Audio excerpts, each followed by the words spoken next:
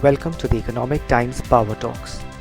News, analysis, and opinion on constructive policy level solutions to the challenges facing the Indian power sector.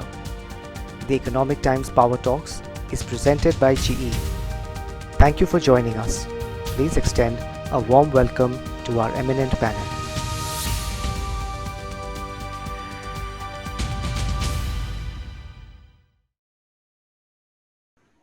A very warm welcome to all of you. We are privileged to have such a distinguished set of guests, particularly the Honorable Minister for Power, Renewable Energy, Skill Development, Mr. R.K. Singh. Welcome, sir, to this webinar.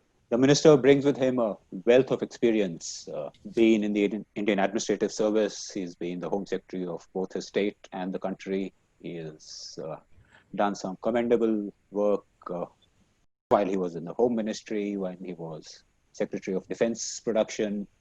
Suddenly we had the ordnance factories and shipyards and all, producing much more than they did earlier. As the head of road construction in Bihar, he just turned the state around completely, from the state having one of the worst roads in the country to having one of the best roads in the country. And all this, brings a lot of optimism about the reforms that you are pushing so sincerely ahead.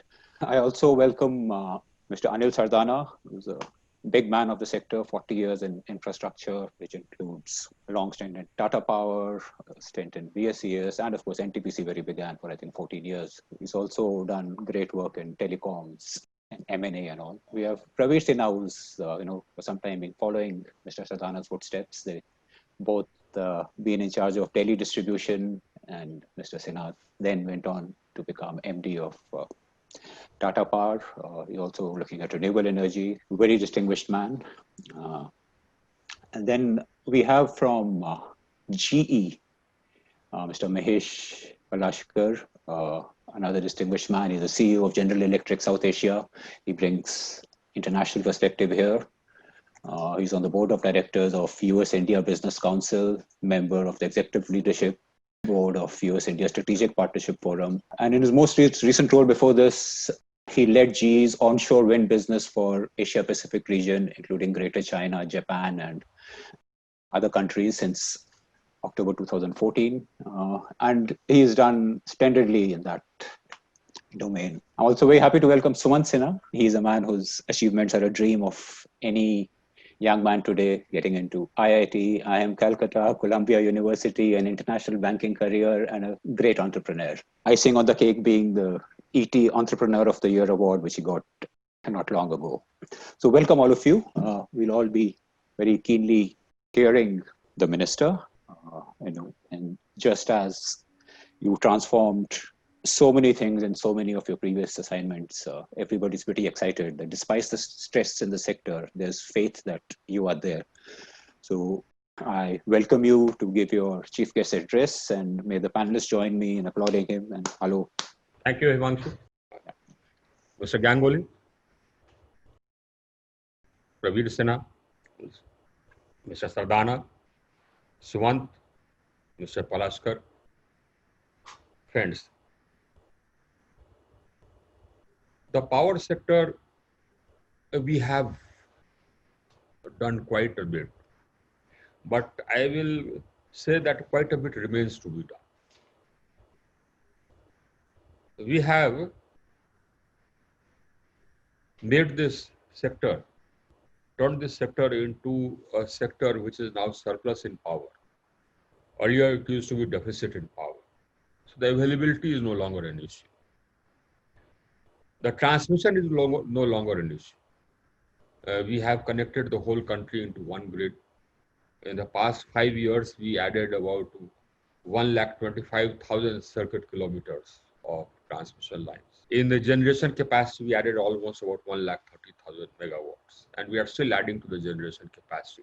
But the addition to the generation capacity is now mostly renewed, and that also we are doing that at pace. We are changing the mix, electricity mix, and we had promised in COP21 in Paris that by 2030, 40% of our generation capacity will be from non-fossil fuel sources. So we are already at about 38.5%. And by 2030, about 60% of our generation capacity will be from non-fossil fuel sources. We are the fastest growing country insofar as rate of growth of renewable energy capacity is concerned. No country is adding renewable capacity at a faster pace than we are. And our systems are good, so we have investment from all over the world. Almost every fund in the world is invested in our renewable energy sector, and every bid which we come out with is well contested, and this process will continue. We have connected every village, we have connected every hamlet, we have connected every home. So the basic problems of access we have solved. There was a problem of weaknesses in the distribution system, that also we have addressed substantially through the Deen Dayal Gram Jyoti Yojana and the IPDS. We have added more than 1200. We have added or expanded more than 1200 power substations, and the few lakh circuit kilometers of HC lines, LT lines. We have provided money to the distribution companies to strengthen their distribution systems, and that distribution system strengthening has happened by and large. Now, the basic problem which has been coming over right since inception is one problem which remains. And that problem is regarding the viability of the distribution company. And this is a problem which is, a key. We need to sort this out if we want our sector to continue to remain viable. The problems in the sector arise out of the structure per se.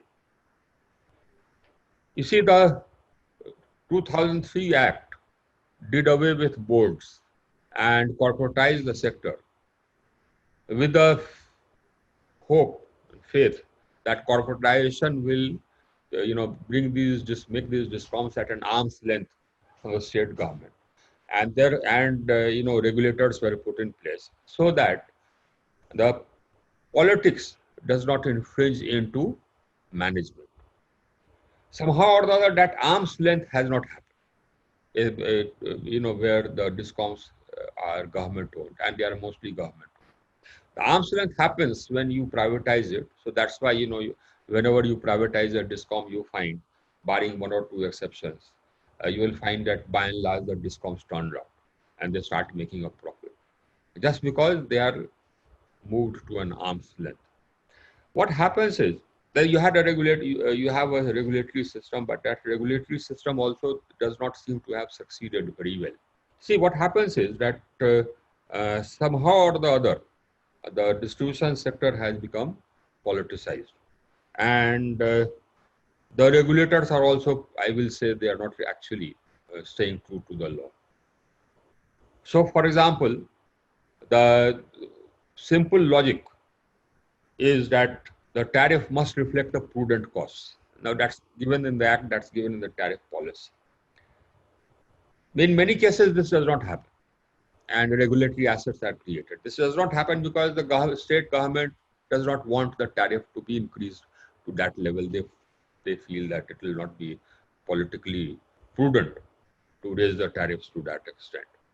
So what happens is that the regulators listen to the state government's, sort of request and fix tariffs which are not reflective of costs. And they create something called a regulatory asset, which means nothing. So you have tariffs not reflective of costs. You have tariffs not being revised every year. Now, in all this, there has been some improvement, I must tell you, but some states are still laggard. For example, in Tamil Nadu, the tariffs have not been revised after 2017. Imagine, for 3 years. Some states, they have not revised tariffs after 2018. And some states are at 2019. Many states have revised their tariffs up to 2020. But the good news is that the number of regulators who have not revised tariffs and brought it up to date is now very small. So I will say that it will be not more than 4 or 5 regulators in the whole country who have not brought the tariff up. But by and large, there has been an improvement. That was one part of it. But the basic fundamental thing, of course, is that the precept that the tariff must reflect the costs is also undermined by the system of subsidies which we have put in place. So the Act says that the subsidy, if the state government decides to give subsidy to any category of consumers. They are within their rights to do so. It's an elected government. But the money involved in defraying the cost of subsidy, that has to be deposited with the DISCOM in advance. Or that does not happen. And there is actually a shortfall in making subsidy available. The fault lies on both sides. One part of the fault lies, of course, on part of the DISCOMs, because they don't have energy accounts. So they are not able to give a true and faithful account to the state governments as to the quantum of power which has gone to these subsidized sectors. So they make an estimate as to what is the subsidy which should be paid to them. And the state government contests that estimate and pays whatever it is able to pay. That's it. So by and large, both parties are left unhappy. But what happens is that the DISCOMs get shortchanged because they are in a weaker position. And that happens because the law is not being implemented. So you don't have energy accounts. These are the basic fundamental principles. And then, of course, there is the inefficiencies. Inefficiencies in metering, billing, and collection, and in theft. By and large, if you see 18-19, for which we have audited figures, the AT&C losses were about 23%. And if you reduce the AT&C losses to, let us say, 6 to 8%, which is the technical, so you have technical losses of 6 to 8%, these are system losses. If you reduce it by 15, 17%, then all the DISCOMs will turn around and start making a profit. That is the key. The key is that. Now, so we have put in place reforms with two key objectives. One major objective is to align the interests of the state government along with the interests of the consumers and the system, and the larger benefit of the system, and so that the state government also has a stake in making sure that the DISCOMs become viable. That is one major objective. If we succeed in doing that, then we would have succeeded.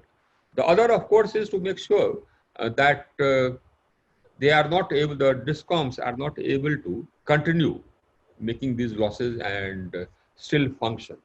So they have been able to function without any let or hindrance even while making these losses, because these losses have been financed. Now these losses have been financed by PFC and REC. They approach PFC and REC for loans, get loans, and use those loans to finance the losses. That is one. And the second is that they use enforced credit from the generator to finance their losses. So at any point of time, the bills outstanding to generators would be in the region of 85 to 90,000 crores. So that is how they would finance their losses. Now I have stopped both these. Basically, what I have put in place is that I have put in place a system of letter of credit. So no power will flow and no power flows without a letter of credit being given. So by and large, the problem of GenCo's dues is now history. So they cannot use that route to finance their losses. And this I'm signing in the amendment to the Act also, so that I make it permanent forever. I put this system in place through orders issued under our provisions which permit us to issue orders. But I'm putting this in the Act as well, so that this becomes something which will last forever.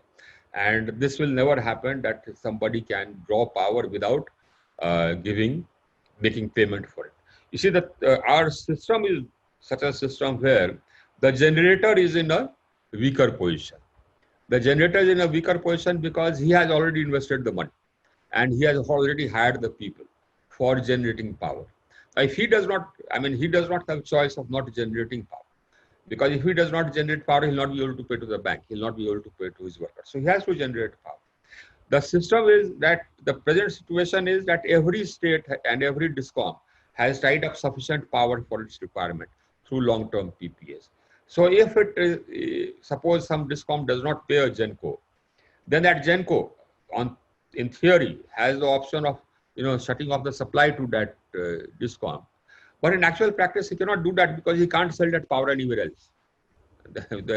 Because every DISCOM has tied up, the power for its requirements. So it does not have any surplus requirement. So GenCo who says that, okay, fine, I'll regulate supply to a particular DISCOM or stop supply to a particular DISCOM, will have to shut down his plant because he can't sell anywhere else. There's no other discom which is in the market. The idea is, you see, this long-term PPA is a boon and a curse. A boon in the sense that, it enables it has enabled investment, and the banks are willing to lend on the basis of the PPAs. That is a boon. The curse is that because you have so many long-term PPAs, therefore you don't have a functioning market. Your market size is very small, though it is growing. And the tendency to sign long-term PPAs is now going down. So gradually, more and more people will gain confidence in the market and gain confidence that they will be able to survive on the basis of the market. And then what will happen is that then the Gencos will have an opportunity to cut off supply if they are not paid, and then sell it in the market, because the discoms will also be buying from the market. So then there will be a level playing field.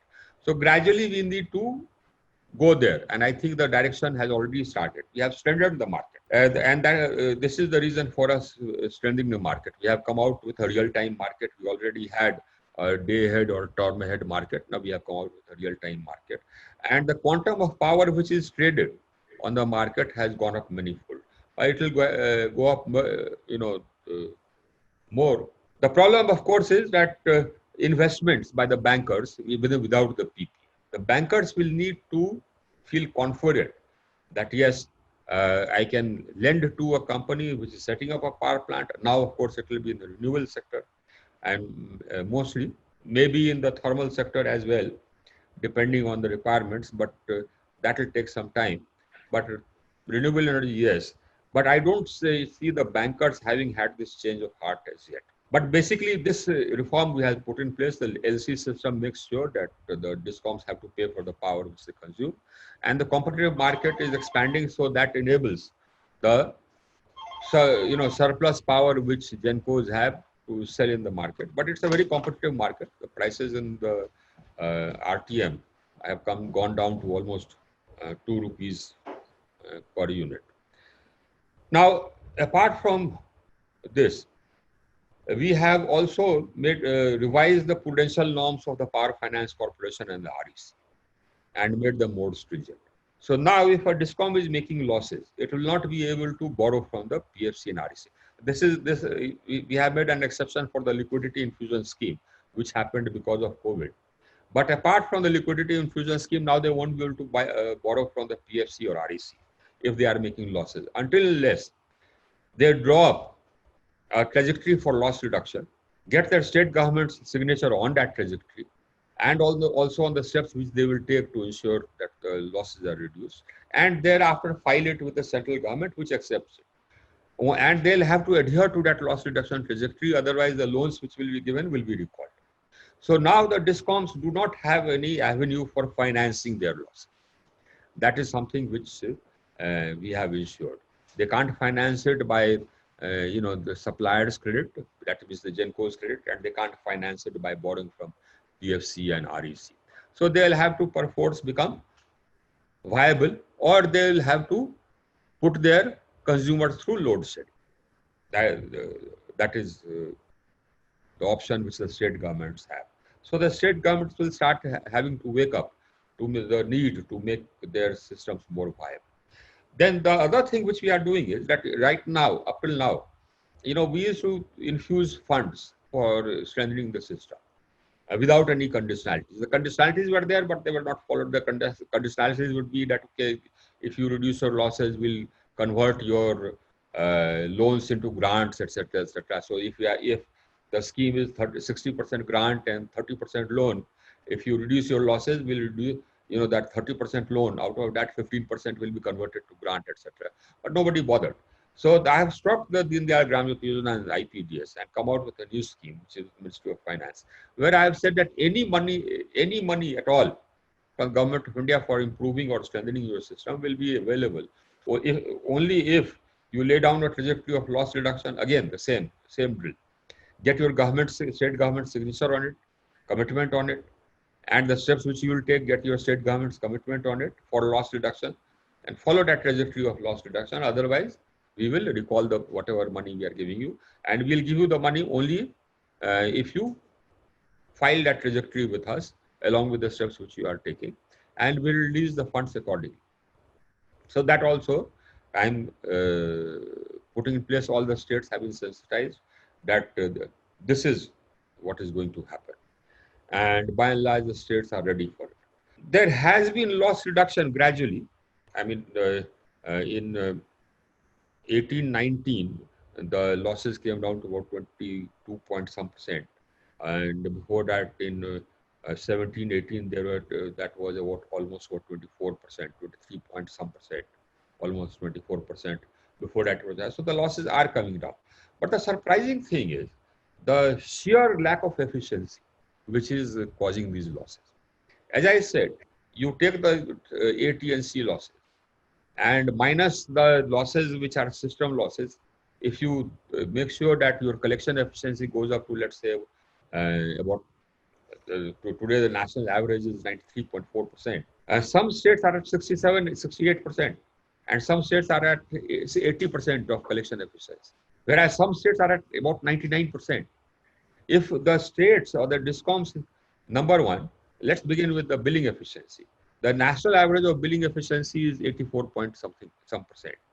And some states billing efficiency is 69%, 67%, 80%. Now, if and for some states, the billing efficiency is about 91%, 90%, 91%. Now, if you bring your billing efficiency to, let's say, 90%, and your collection efficiency to 95, 96, 98%, then you don't make losses. No, none of the discounts make losses if they are just able to do this. So that's why we are pressing again and again and again, and we have put this in the scheme for switching over to a prepaid system. Now, the prepaid system, what that does is that it empowers everybody. It does away with the problem of the manual meter reading, which is very defective. Let me tell you, the discoms just don't have meter readers because they have not been making appointments when retirements took place. So they depend upon outsourced staff, and the quality of outsourced staff and the contractors is very poor. So the meter reading does not happen. I'm seeing this because I have a constituency which I nurse. I contest elections from there. I go around, so I'm seeing this. And my constituency is better served than most other constituencies in Bihar. But this is a fact. So the meter reading does not happen for, except once in 2 months or 3 months or whatever people do table reading, inflate the bills. So you do away with the manual interface in meter reading. You do away with the manual interface in printing out a bill and serving it. It is not happening in the rural areas. Even in the suburban areas, it's not happening. It's only happening in metropolises that you are able to serve the bill every month. It doesn't happen in the rural areas. So you do away with the human interface there, and you do away with the human interface in people having to come to an office and deposit money. Go in for a prepaid system. It empowers the consumer because it enables him to pay in as many installments as he wants. If he wants, he can recharge his meter for 50 rupees every day or whatever. It empowers the poor consumer because he can pay every 2 days or the recharge his meter every 2-3 days. It empowers the discom because it does not have to bear the carrying cost, and it does not have to bear the cost of collection, metering, billing, and collection. Those costs are done away with. And of course, it brings down because of this, it also brings down the tariff because the carrying cost is done away with. The working capital requirements are reduced drastically, and your collection costs are gone. So the price per unit also comes down. So this is again something which we are doing.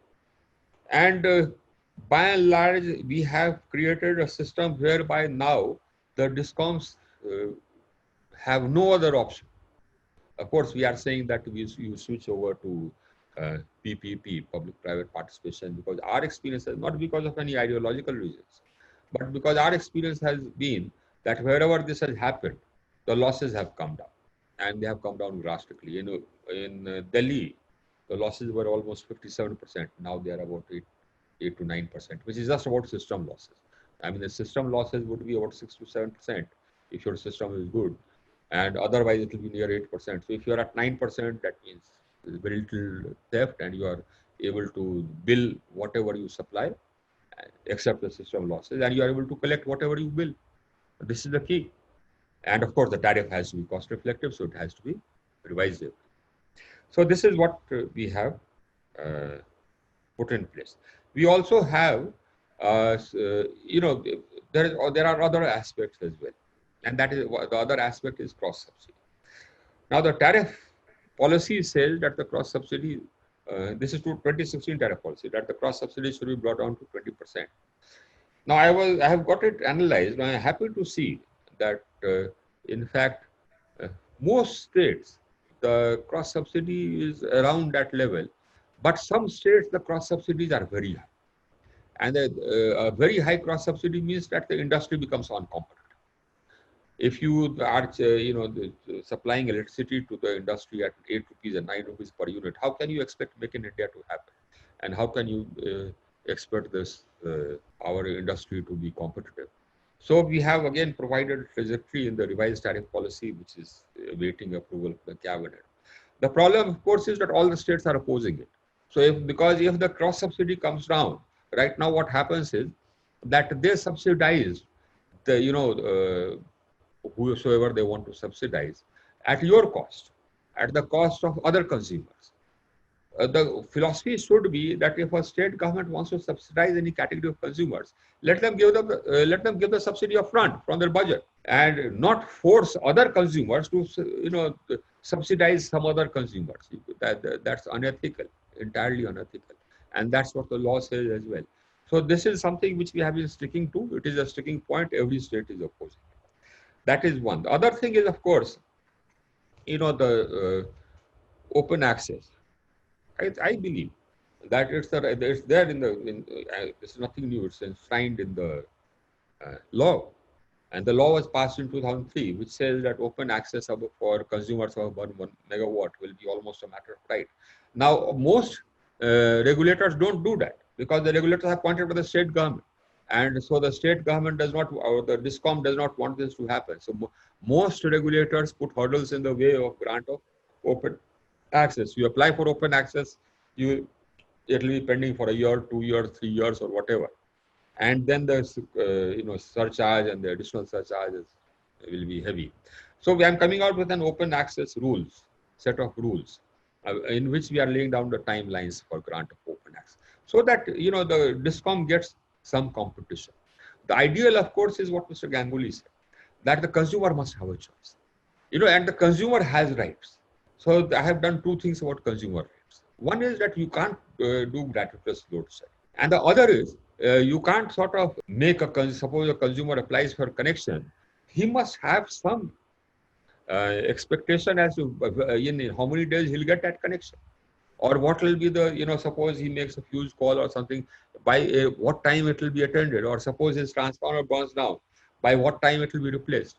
So the regulators were supposed to do this. I don't know, some regulators did this, but it was never publicized. They never enforced it in any case. So we are coming out with a set of rules. I have circulated a set of rules, and everybody has appreciated it. So now we've got the comments. We are going to send it to law, and once law agrees, we are going to put in place. Those rules provide for penalties. So if you do gratuitous load shedding without any cogent reason, will have to pay a penalty, and that penalty will be added, will be credited to the consumers whom you have asked to suffer through load shedding. Similarly, we are laying down timelines for giving connection for whatever service you have to give. We are laying down timelines in that. So we are going to come out with a set rules for open access, rules for consumers and prosumers, because now consumers are becoming prosumers and they have a right to become prosumers. Everybody has a right to set up a rooftop. Why not? And so we are providing for rights of prosumers also in that. The cost of power. And then, of course, 24/7 supply, I think, is a must. And gradually, I think we will have to sort of again bite the bullet. You see, when this started, there was a huge agitation that, when we started this question of multiple supply licenses, huge agitation. You see, there's a vested interest here. The vested interest is all those people, who are working in the government DISCOMs, whose jobs are, permanent and safe, and therefore who keep getting paid even when they don't work, and even when the losses of the concerned DISCOM is 30%, 40%. Now, they don't want any sort of competition. Basically, whenever there is any whiff of any competition or privatization or whatever, they agitate. They don't realize that this can't go on for very long, and there will come a time when the discom will close down, because it just doesn't have the money to run, and then they'll be without a job altogether. So I think we'll have to communicate with them, but we'll have to have a system. I think it's the right of the consumer to have a choice. Say that I don't like your service, I think I'll try him. His service may be better. I think that is absolutely necessary. The cost of power is another issue. Now that cost of power is again something which we have to address and which we have addressed. We have put in place a system of merit order, we call it, merit order dispatch, so that the cheapest power is dispatched first. Now, this has already brought down the power cost by almost about 1,200 crores a year. But I believe there are some plants, the plants belong to the state governments, etc., have to be roped into this system. And that is the next step which we are going to. We are going to rope in the state plants as well, so that the consumer gets power from the cheapest source. The problem is communication. The problem is that, here, the state governments and everybody feels that, look, this may sort of disrupt the system or whatever, but ultimately you will have to bite the bullet. So that is where I'm at, that you have to ultimately bite the bullet and make sure that this happens. One thing, of course, is there, and that by and large we are going to the franchisee system. Also, I'm reforming. I'm coming out with a new franchisee document, in which the competition will be on the basis of the efficiencies which are brought in, the loss reduction trajectory which is given. That will be the basis for the competition. And by and large, we are communicating with the state governments. I keep writing to the state governments and telling them that, look, this is what we are doing. This is what will happen. So you better be prepared for this. And now those days are gone when you could do load shedding. Now you have, basically it's not politically acceptable either. And you can't get power now without paying for it. That's the fundamental point. You will not be able to get power without paying for it. Now one reform, is already happening. Uday happened. And, some people say that Uday was not so successful, but if you look at the data, it has made a difference. It has made a huge difference.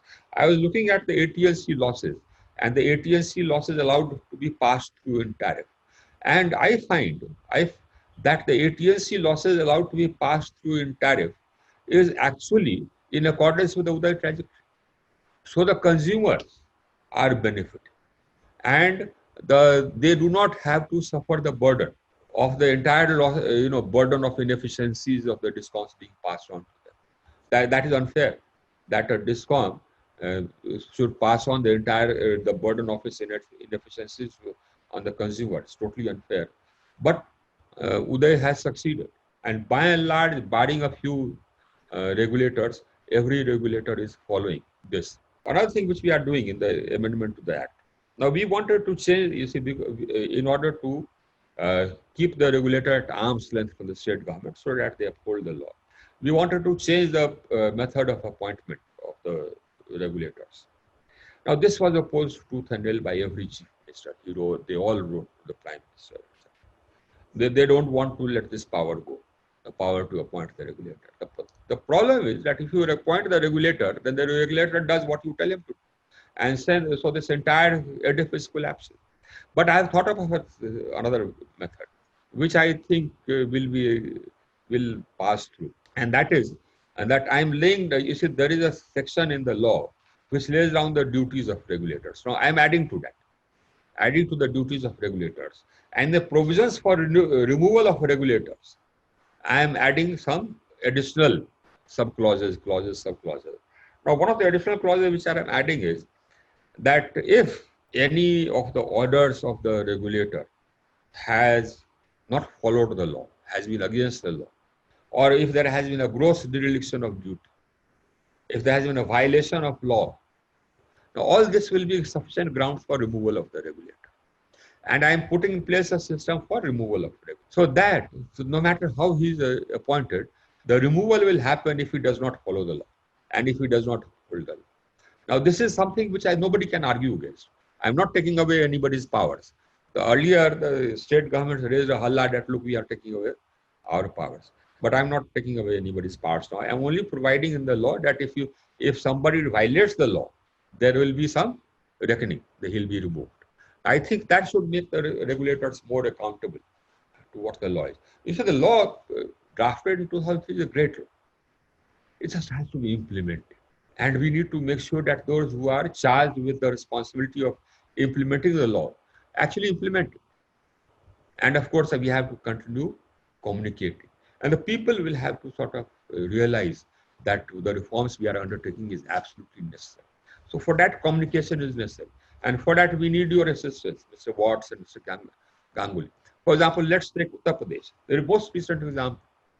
Now, when we said that, okay, you are making losses, then I think you should explore PPP, and some states and etc. are doing it. We are doing it in Union Territory. So Orissa is doing it. Uttar Pradesh also decided that for the eastern part of Uttar Pradesh, they'll do it. So then the associations went on strike. And ultimately, the state government had to sign an agreement where they gave some time. The union said that, fine, we will improve the situation. So the state government will watch the situation for 3 months. That's what the chief minister says. I said, what have you done? You have resigned. He said, no, I have not resigned. I stand by my determination. But I'm giving them 3 months. If they improve this, if they reduce the losses in 3 months, then fine. Then I will not privatize. So I said, fine. I mean, if your discoms don't make losses, then privatization is not credo or is not a sort of policy for itself. It is just one method of reducing losses. So if you are managing to turn around and make a profit like Haryana has done, well, like Gujarat has done, then fine. So we will wait and watch for 3 months. But that is the backlash which happens. And that backlash happens because, we don't speak out. So the press has to speak out. And the people have to be mobilized. That how long will you suffer? What happens is that if the discoms continue to make losses, then don't have money to replace transformers. When the transformers burnt out, I've seen it. They don't have money to do it. The transformer goes to the transformer repair workshop, it gets repaired and it comes back. And in the meantime, you are without power. They don't have money to replace freight conductors. They don't have money to buy the power, so they do load shedding. Or they don't pay the generator. Now, all this will invite penalties, mind you. Now they'll all invite penalties. So the medicine is bitter, but that medicine has to be administered. And so by and large, it's a struggle, it's a fight, which continues. That's all I can say. The fight will continue, is continuing, will continue. It's our wits against their wits. That's what it is. Okay, thank you. Thank you so much. I think you've given us a very good perspective of how the reform will proceed and your determination to push them through, whether it is by putting pressure financially, by central institutions holding back loans unless they set their house in orders. We can assure you, as far as media support for reforms goes, we are all for it. We are very pro-reform. We are very pro-business activity. And in fact, that's one of the reasons we are having this webinar, because we want the sector to become financially viable. I'll have a couple of questions with you, but if you allow, if we can just have Absolutely. So can I first go to very briefly to the panelists? The minister has talked a lot about distribution companies, and we've got two doyens of the distribution sector, Mr. Anil Sardana and Praveer Sinha. Mr. Sardana, would you like to kick off the discussion with, what can be done? How do we make sure that these reforms succeed? There's so much opposition, like UP, the minister gave an example. Thank you, Mr. Minister, for a very eloquent opening our keynote address. Himanshu, I would only say that one was virtually pinching himself when one was hearing the minister. He is talking the language that several of us who've spent 40 plus years in the sector have been demanding that the last mile merchandise seller has got to become liquid, has got to become efficient, because that's how the value chain will then survive. Otherwise, the value chain is going to be absolutely in risk all the time. And as he rightly said, when I landed in Delhi in 2002, Mr. Minister, I was one of the founding CEOs of one of the discoms. And we got brickbats because I remember 2nd July when I was motoring around, people were saying, you came yesterday, till today, everything should have been set right. So imagine for 70 years, people had no voice, but then suddenly the voice of vested interest parties, and I used to say, the VVIP in Delhi stood for voice of vested interest parties, because those were the people who were actually floundering the entire set of 1,500 crores that was going into people's pocket, because they were not billing and they were not collecting. But otherwise, the power was being sold. So what you said is bang on. And sir, I for one would just want to add one point to what you said in terms of the fact that we need to create demand. And you very rightly said that, people have no right to load shed, etc. So, we could look at the point where we could come out and say all official industrial township. And I did this out of an experiment, which I'm talking about, not in Delhi, where within first 6 months in an area, we said we will give you 99.5% availability and reliable supply. And if we don't, we will fill the oil in your DG sets at our cost. But for every unit you will pay me, at that time we had calculated 35 paisa as a reliability charge. And then we told out of this 35 paisa that you will give me reliability charge, 15 paisa will go to the staff as incentive. But you will be surprised, after 3 months, there was no load shedding in that industrial area. Because people are a great force. And so I'm just giving that as an example. So even states today can manage to do some of that. So the second part that, sir, what we could consider, we have 25% taxation in power. We could say those industries which will increase their revenues and manpower induction by say 15% compared to previous 2 years average. We will give them 10% or 15% discount in taxation, so that, they qualify for cheaper power and they add to the economic prosperity of the country. Now, these kind of points that you are making, sir, in terms of reducing the cost of power. That taxation, what is that taxation you were referring to? That's the GST that we pay in coal, because this sector, fortunately or unfortunately, is not covered under GST, plus the taxation that we pay at every step. Today that's 20 to 25%, and that's very high. So we can, out of that, at least share half, so that the states don't feel bothered that, that we are trying to skim away their money. But it can certainly incentivize our industry to say, add more jobs, add more revenues, so that, sector becomes incentivized. So just 2 thoughts to abet to what you said about distribution reforms. Thank you, but we really wish you were there much before, because the country needed this completely. The minister also mentioned energy mix. Now, that's a very important issue, particularly with the rapid growth in renewables. Mahesh, would you like to add to this point? Honorable Minister, thanks. I think the wide-ranging approach that you mentioned on discoms is extremely heartening. Fortunately, Honorable Minister, we are across various fuel sources in the energy mix, but we will be very transparent with you. One of the issues, the one that you described about discoms, is the biggest one. If today you are in the senior most global leadership in GE, that they worry about. Fortunately, we have very strong technology, Honorable Minister. We have been here for more than 100 years, and we have great relationships with our dear customers like Sumant and Anil and Praveer here. But one thing that they worry the most about is, Mahesh, if we perform the projects, if we deliver everything properly, legitimately, but if you have a large chunk of money that the states or some of the national generation companies, we being the equipment company, if you don't get cash collected, then that's absolutely, killing for the enterprise. So I think your reforms are so forward-looking, and we appreciate them.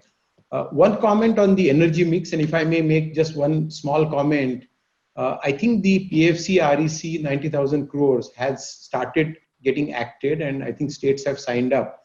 We would just request your kind push and from your ministry, Honorable Minister, because the monies have to flow through the food chain, and we are much lower in the food chain as equipment company. And the visibility on that, and we getting finally paid, because we still want to honor the MSME. We have been paying them throughout the 6-7 months. That's one request we would leave with you, sir. I will change it. And one thing I want to tell you, looking at the Andhra Pradesh example, we are making a provision in the law for having a separate bench for dispute resolution, for enforcement of, I won't call it dispute resolution, I'll call it enforcement of contract. Now, dispute resolution, I have already set up a body which is in the Ministry of Renewable Energy. You would be aware of that. And that body has been hearing and deciding on disputes, and whatever has been decided by that body, the government has accepted, and wherever any money was to be paid as a result of those decisions, that money that has been approved. So we already have a separate body for dispute resolution here at the ministry level, and now we are putting in the law for setting up a separate bench of the CRC itself, so that we are not creating any other body for the enforcement of contract. Thank you, sir. We appreciate it. One other point. Not happen again.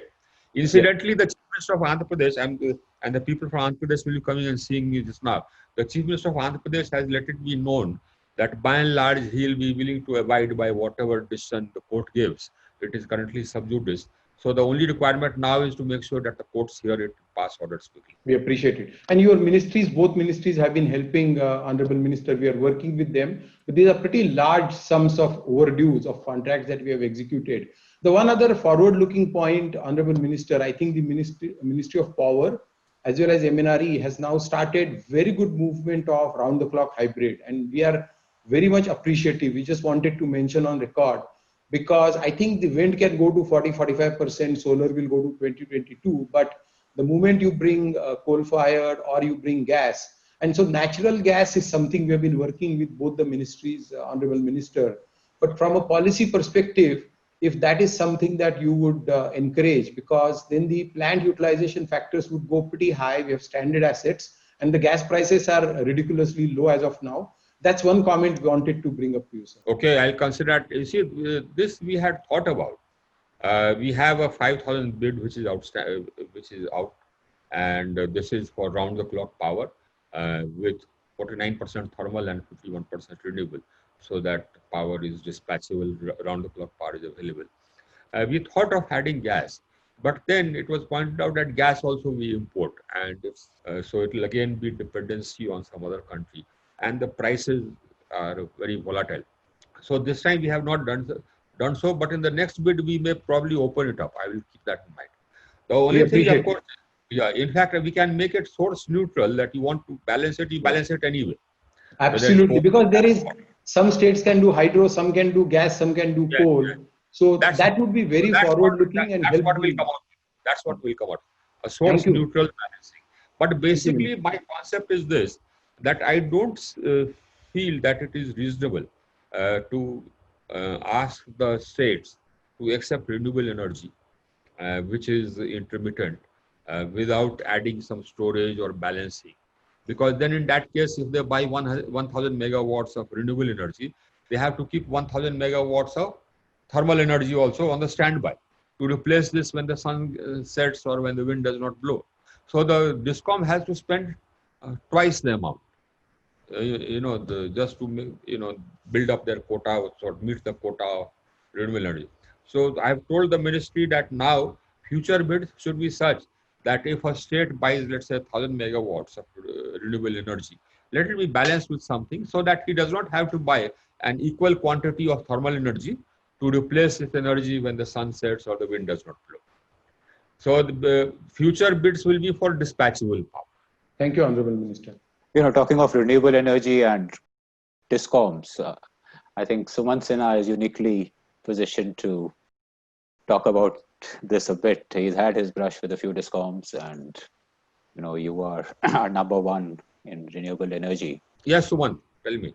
Yes, sir. Thank you so much for that, for your remarks. I think it's really heartening to know that you're looking at the whole distribution sector with so much seriousness, and you've obviously gone into a lot of detail, and you've had a lot of conversations with the states. So it's heartening to see that you're trying to find the solution to the nub of the problem of the Indian power sector, which, as we all know, is the distribution side. And there are so many consequences that spring from that. So I have two questions actually for you. They're a little bit unrelated, but nevertheless.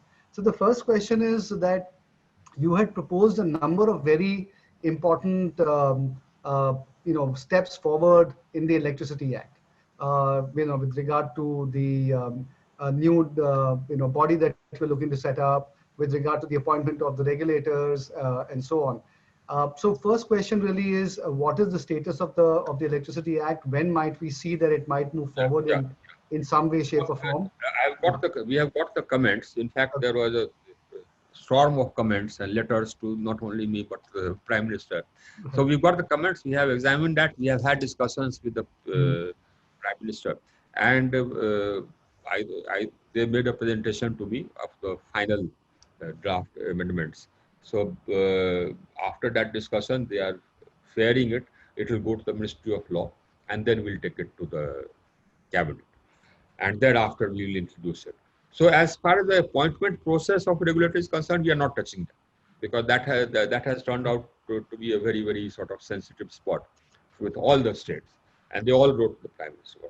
But we are putting in place provisions in the law which will ensure that the regulators uphold and follow the law in the discharge of their functions. And if they violate any of the provisions of the law or the tariff policy, that will be sufficient grounds for their removal. And we are putting in place a system whereby their work will be reviewed every year as to whether this has happened or not. So if a regulator is mandated to look at the tariff once every year, and true it up or revise it every year, he'll have to do it. Otherwise, it will be a violation of law. I'm putting that in that legal provisions. Okay. Then a separate body for the enforcement of contract, I will call it, that we are providing, and making we are enhancing penalties for for violation of provisions of the law. The RPO also we are strengthening, the renewable purchase obligation, so that should be music to your ears. So basically, the RPO will start biting. If you are violating, the RPO will start biting. Now, what that will do is that will again spur this establishment of renewable energy, because right now the quantum of renewable energy which we are infusing into the system, just renewable, is just about 12-13%, whereas the RPO is 21%. So imagine if it is 20, that means the capacity will have to double. Yeah. So all the other provisions which we had circulated, they will come in. Okay. Question, sir, I have is that if we look at our power sector, in the first 370 gigawatts that we have installed right now, renewables, as you know, is 90 gigawatts, and as you said, 12-13%. But as we look at our next 1.4 trillion units that we have that demand will come up in the next 12 to 13 years, the whole power sector is going to flip, and we'll have much more renewable energy, and that will then begin to take over the place of coal. Now, as we look at this, and as you rightly talked about the fact that storage is going to become an important element, and we have to start looking at dispatchable power if we want to really increase the amount of renewables. So one of the things is that, storage technologies are evolving very rapidly right now. And there are multiple different types of storage technologies that are evolving, and they will keep the price dynamics of them will keep changing over the next 5 to 10 years as technology evolves.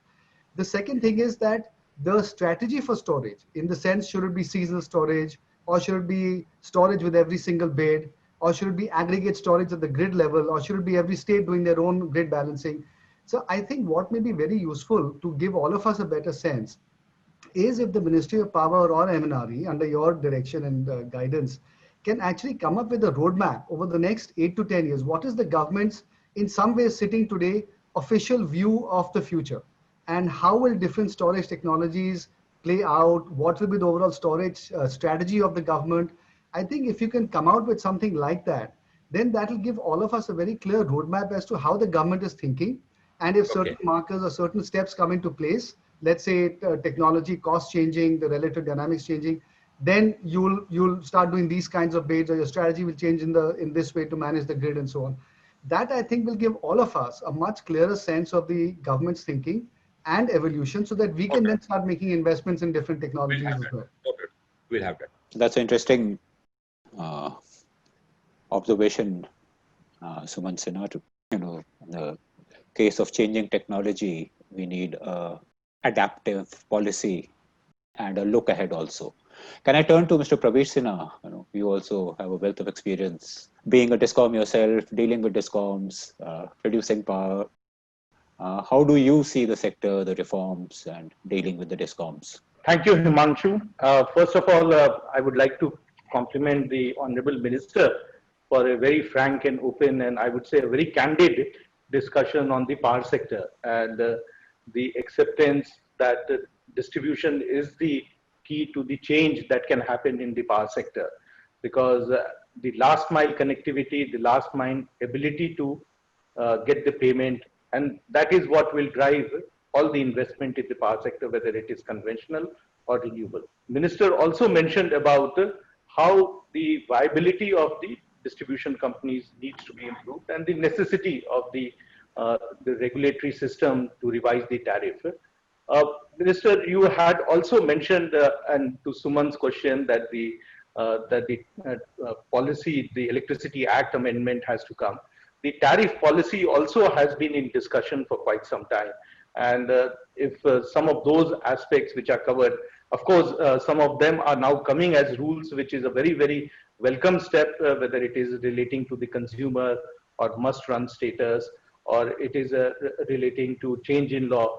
But it would be good if some of these are comprehensively covered in the tariff policy, and both the tariff policy and the Electricity Act amendment comes, because that's the real precursor to the big change that will happen. Because when we talk of the reforms and the distribution companies, it's not only just the smart metering, but also making a smart grid, and how time of the day metering can be done, and how optimized usage of energy can take place, rather than just creating capacity additions. So you would like to, sir, take it forward and get this expedited. That will be very, very helpful, because the type of things that is being proposed to be amended is phenomenal, and it will really improve the sector going forward. Actually, just because the tariff policy looks at and seeks to correct so many things. That is why you have this, sort of care in the cabinet before they pass it. So a group of ministers was set up. Then we made presentations to that group, and by and large, we were able to convince the group of ministers. Now it is with the cabinet. Then there were a couple of meetings, 2-3 meetings, where again all these provisions were gone through. So when you propose changes which people see as far-reaching, they sort of want to, sort of look at it every which way before they actually adopt it. But it will get adopted. Yeah. And as far as the act also is concerned, we already had discussions with the PMO, etc. So I think by and large now we have sort of convergence of views on what can go through and what probably should not go through, because the states are very sensitive to it. So that I already told you that basically what they are sensitive to is this appointment. So even without changing the method of appointment, we are going to make the regulators responsible. And in fact, I think this will work, because we are also putting in place a system of reviews to see that every regulator follows the law that we are doing. Yes. So the act will also come. It will happen. And sir, the existing practice of the rules and the orders is a very welcome move. As far as the rules are concerned, you see, the thing is that in the policy, that is another thing which was required to happen. In the policy, we had set deadlines for many things. So we had said that open access will be granted in 30 days. Now that should rightly be in the rules. So that is why we are coming out with a separate set of rules for where we are laying down the timelines. Now that time policy is supposed to be a guiding sort of a document. A rule is like a law, definitive, that you have to do this and you have to do this within so many days. So that is why open access rules, rights of consumers rules, the pass through again Yes. rules, so that the pass through has to be given in so many days. And we are simplifying everything. We are saying that, sort of, why should this procedure take so long?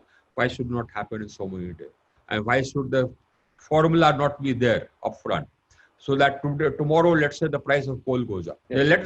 There should be a standing formula under which you put that increase in that formula, and then the per unit impact comes out, and you start levying it, and then you send it to the regulator to true up in the next 30 days. You have already started levying it.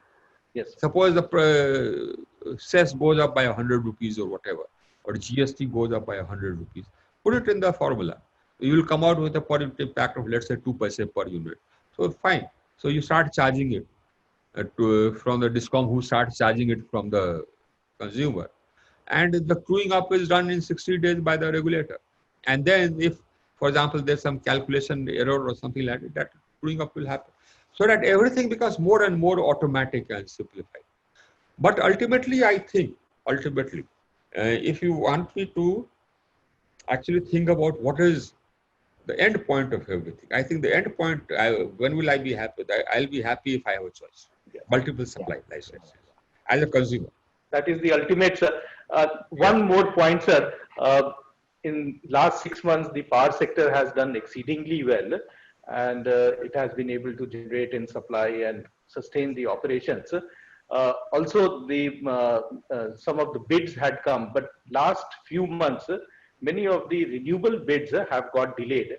You mentioned that RPO obligation also of most of the states are hovering between 10 to 12%, and there's a necessity. So if this is given some amount of push, not only it will add capacity, but it will bring a lot of investment. It will also help in adding capacity in creating the production capacity for solar cells and solar panels under the Atmanirbhar Bharat. So I think that's another area that you may like to give a little thrust, so that we are putting it in the amendment. We have put it in the amendment. So we are increasing the penalties for violation of RPO. And we are also saying that, right now, every regulator sort of lays down a separate RPO. The central government has laid down an RPO. Now every regulator sort of lays down a state-specific RPO. We are saying you can't do that in the law. We are saying that the central government has laid down an RPO looking at the international obligations which it has undertaken, which is within the purview of the union government. So the union government, it is within the purview of the union government to undertake international obligations. And once a union government undertakes an international obligation, then that has to be implemented. That becomes law. It has a force of law. So the RPO, which mirrors the international obligation, can't actually be changed by any state regulator. So that's what we are providing for in the law. So then what will happen is that this demand will again start growing exponentially. Then what will happen is that beyond June 23, I don't foresee extension of free ISTS. After that, it will be totally open. There's no question of any free ISTS. And the RPO will be the instrument which will ensure that people buy renewable energy. And renewable energy can be generated and sold either through long-term agreements or medium-term agreements or through the market, either way. But gradually, the way I see things moving is that I see the market becoming more and more, salient. Now that's good. What that will do is, that's the international system. What that will do is, of course, it will ensure there will be no question of any default. You have to pay in advance, and then there will be competition. So actually, people will get lower prices. In the beginning, there will be some pain, because we have established capacity, which is much more than our requirement. But that I see as a temporary sort of a situation. because many of the plants which are currently running should actually have been retired long time. Their heat rates are very high, and they are in no position to install FGDs, etc. So I think in the next 2-3 years, you will see about 29-30 plants retiring. Then and our demand will continue to grow. Our demand will multiply by a factor of 2 or 3 minimum, because our per capita consumption is just 1/3 of the world average, and that 1/3 of the world average is actually including Africa, mind it. And it was like this because we had not connected 27 million consumers, which we have connected in the past 18 months. 27 million consumers. So their demands will continue to go up. You will see them buying more and more televisions. You will see them buying more fans. So that demand is yet to hit. We have connected them. In 1819, the demand of that 27 million consumers is yet to hit.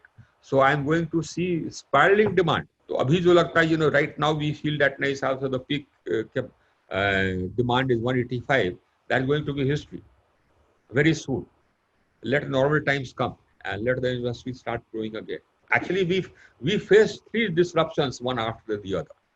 As an economy, we faced the disruption of course, the demonetization, then the GST, and now COVID, the biggest disruptor of all. But I've taken note of that, infusion which we are doing, and I will spur it along. Don't worry. Against this 19,000 crores limit which we had set for liquidity infusion, we got applications for about 1,08,000 crores, and we've already sanctioned about 75 or 80,000 crores. I will expedite the sanctions, don't worry, and I'll make sure that the disbursements are also expedited.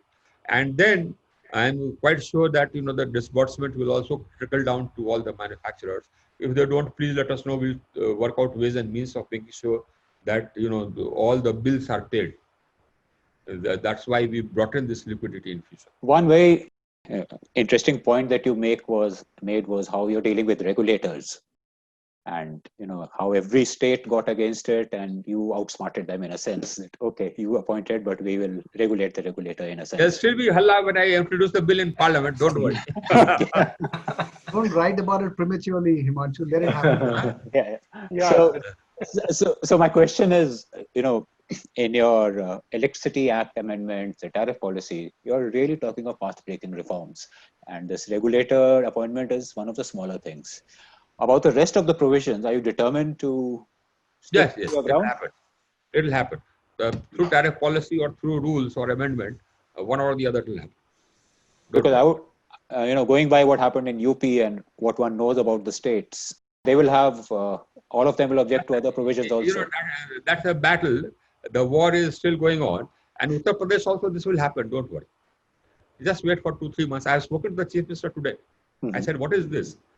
So he said at nice house, so this is a temporary sort of thing. This will happen. 3 months. Okay. Again.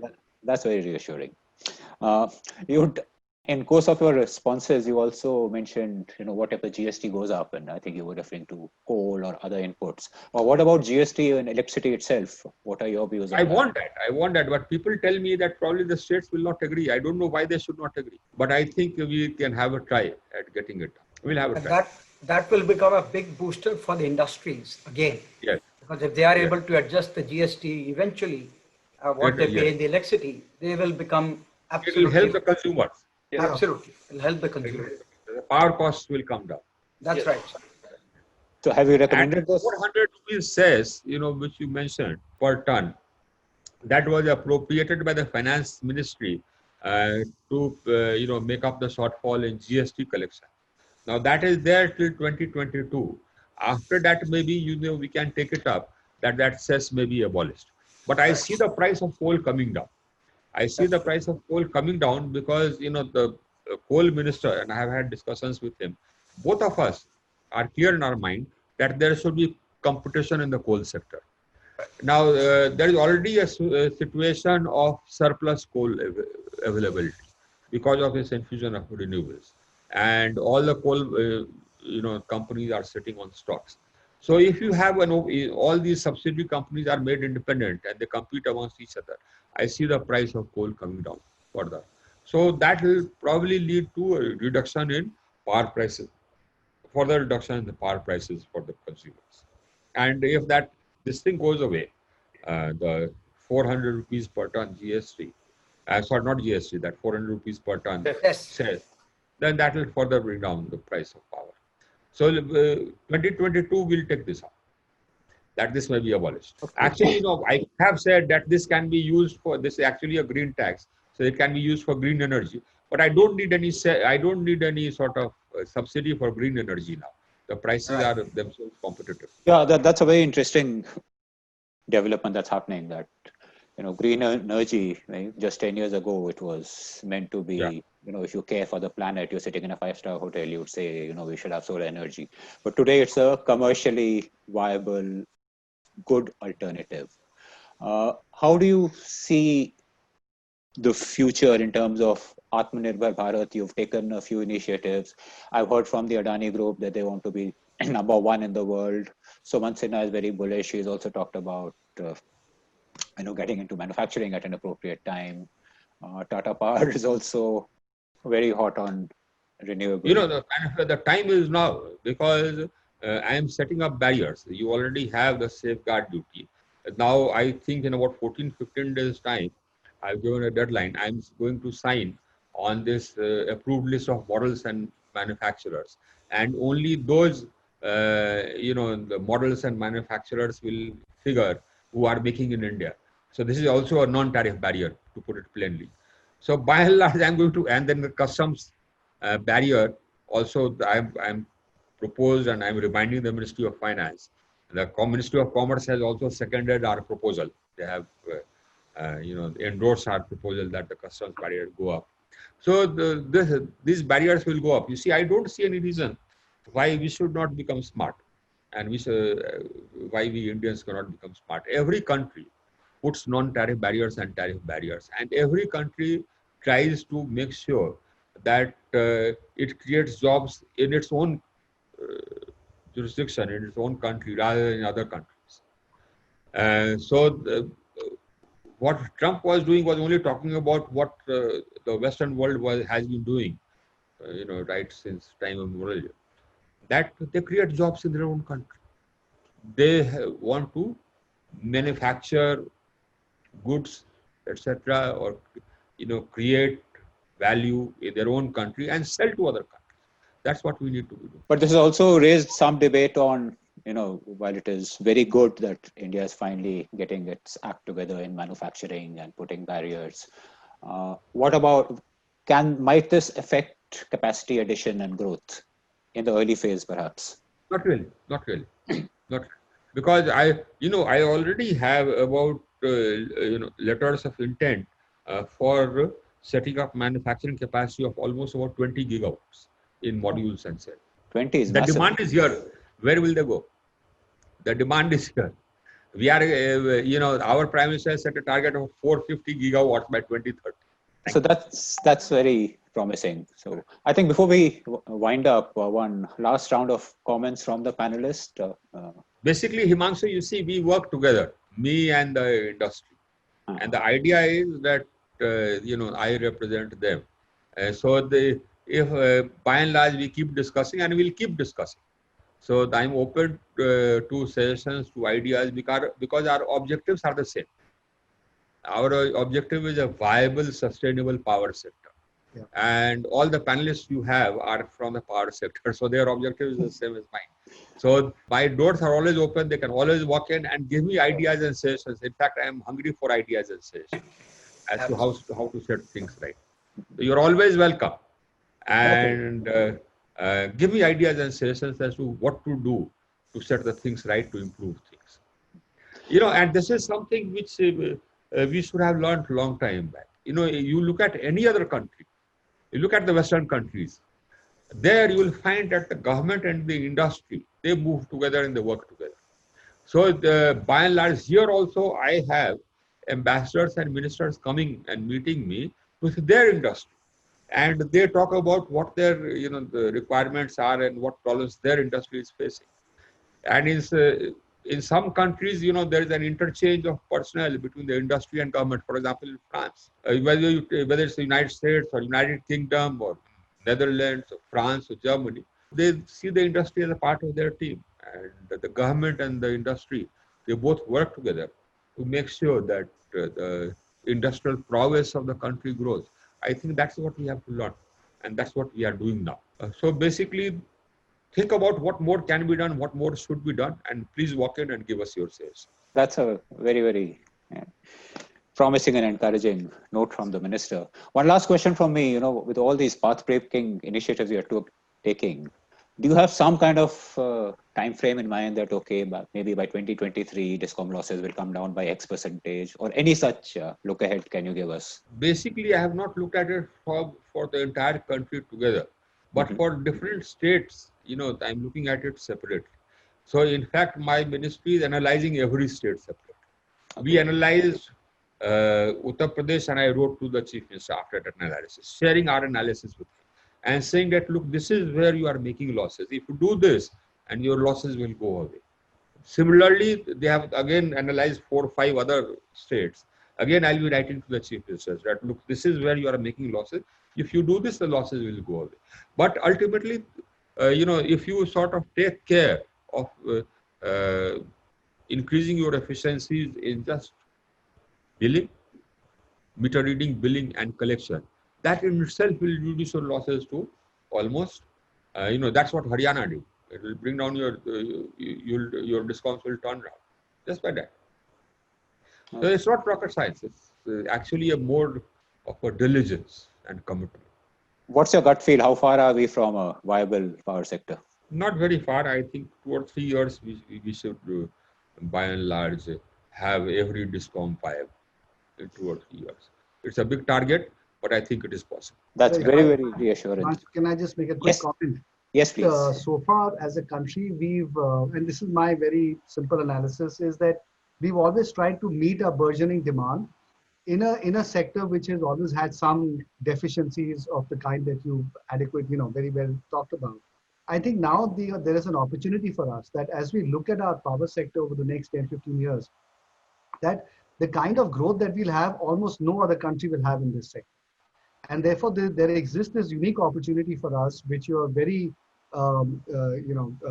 clearly working towards, which is to not just meet our own requirements, but actually use this an opportunity to really convert this into a much bigger sector where we can actually become a center of the world in a sense, both from a manufacturing standpoint as well as absolutely. And I think that's the real shift that I think you are making happen. Our big demand should become a launch pad.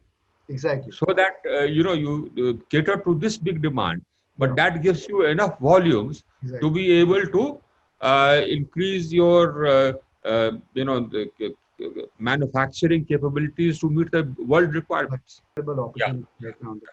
Make in India for the world.